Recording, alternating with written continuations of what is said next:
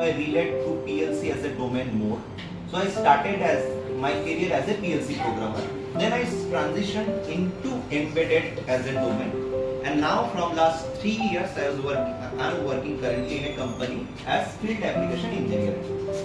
And during my college days, I was the technical general secretary of our general council. So we used to organize Tech Fest in our third year of college, and I am having one patent jointly with CMK.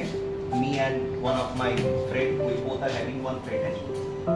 And apart from that, I just love making projects. So that's it. Now, what is an embedded system?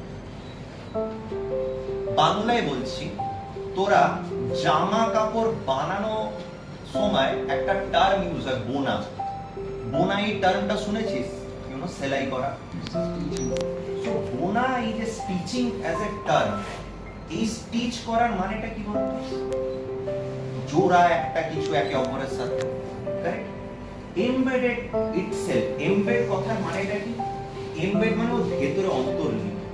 So embedded system or embedded system as a domain is a platform or a domain in where you will be working towards the combination of hardware where your main working brain will be there, and how to control that brain you will be creating the logic and algorithm for that brain.